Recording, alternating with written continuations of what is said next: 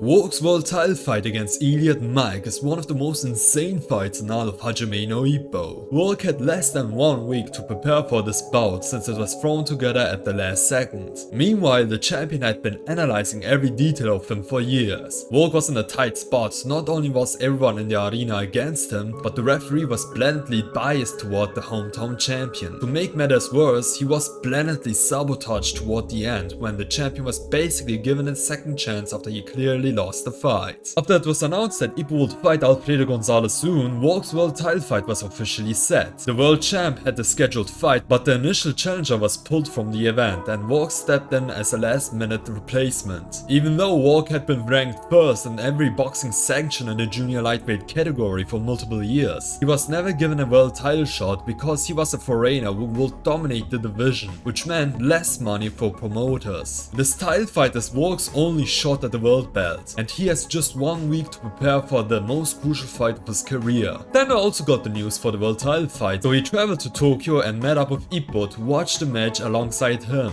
Sando views both Volg and Ippo as his most formidable opponents, and Sando wanted to support his brothers in arms, even if it meant watching them from a TV thousands of miles away from the action. Before Volg entered the ring, he had one final flashback of his time he spent in Japan and how Ippo and Sando made him stronger in mind and body. With their determined spirit and powerful fists, they taught him a lesson in the Japanese fighting spirit, or the Yamato Damashi. The champion Volg fights is an Olympic Silver Medalist, Elliot Mike, who is just a big jerk. Before even beginning the fight, he just pushes Volg's fists away and begins to trash talk. Daniki saw the rage in Volg's eyes and wanted him to only gather data for the first round and not be controlled by his emotions. But as soon as the bell rang, Volg just dashed towards Mike to end the fight quickly and humble him, quickly unleashing the White Fang. Something connected, but not Volg's White Fang. Mike countered him and sent Volg down in just the starting seconds of the match. The crowd was roaring and were also jerks to Volg for being a foreigner and daring to come to US soil fighting for their championship. Volg was having a deja vu again, since he also had to endure anti-foreigner quotes in Japan. But this time it was a whole arena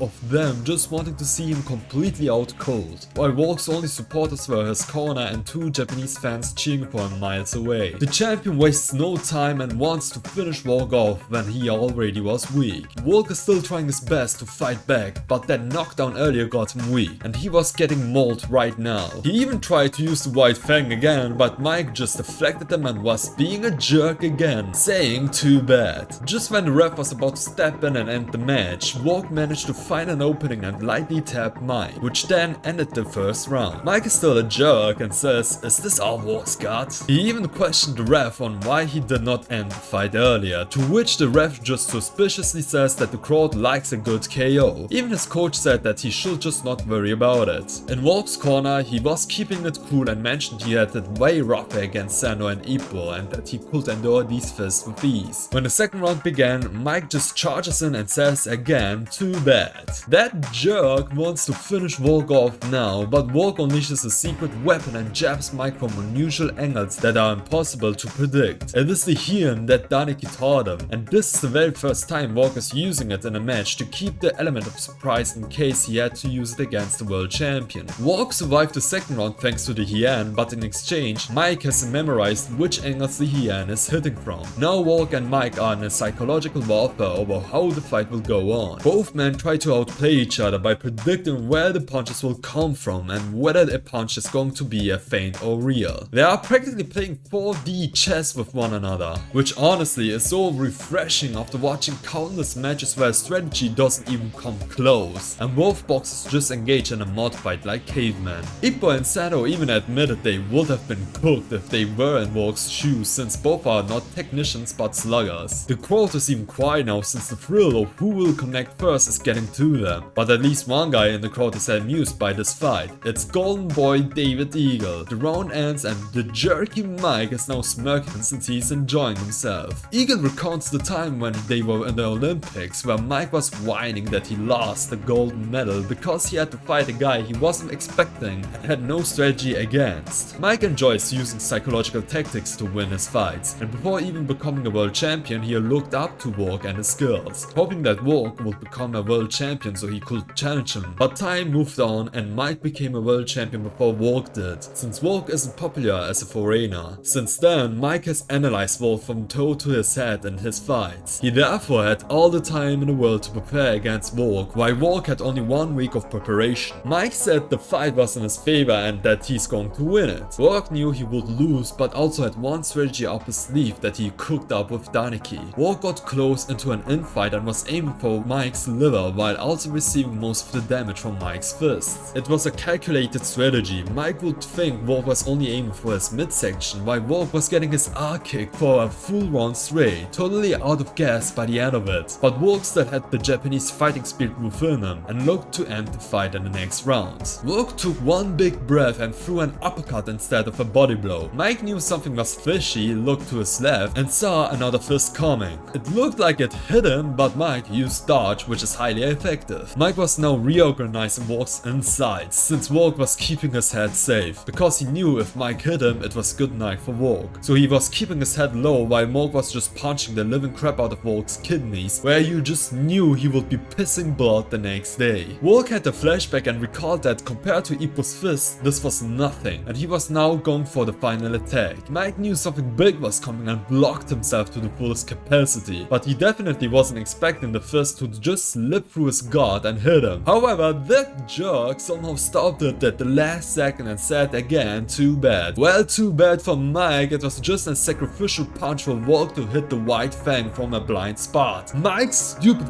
face lands on the canvas and he's just sleeping. Volg had a moment of triumph and thought the match was over, but the ref for some reason was taking a sweet time to count Mike out. But don't look now, the ref then blatantly helps Mike to get back up in front of everybody. We learned that Mike's coach paid off the ref beforehand just in case something bad happened to Mike, and his suspicions were true since Mike was just too unconscious to respond. Volg has been sabotaged in this fight and even David Eagle orders the fight to start. Out of rage, Ippo destroys the table and calls the situation unfair. Every match Volg is involved in, he's either handicapped or screwed over. Volg has a flashback of his entire life, why he started boxing in the first place. If he loses now, it will be all for nothing. So for just one last time, he lets go everything and lets his instincts take over this fight against that jerk of a champion. Both men then abandon all strategy and just duke it out. Volg is at a disadvantage and Daniki is about to throw in the towel since Volg has no energy left. But Volg refuses to go down. He has one last flashback and starts spamming the white fang. In one final duel exchange, Volg nearly falls out of the ring and barely holds himself up with the ropes. But then he sees Mike, clearly unconscious, lying in the ring without making a move. Mike's coach wants the ref to pick Mike back up, but his other second just smashes this coach and says it's over, boss. And with that, Volg officially becomes the first world champion of Ippo's generation. The first thing Volg does is thank America for giving him this opportunity. Then he thanks his friends from Japan, and lastly he thanks his mother. Now that Volg has become a world champion, Ippo and Sendo are too heated up and want to let all the excitement out by sparring with one another. I would like to thank Cedar for being an awesome member and supporting this channel. If you've enjoyed this video, then please leave a like and subscribe to my channel for more Hajime and Ippo content. I'm the Reading Crow and thanks for watching.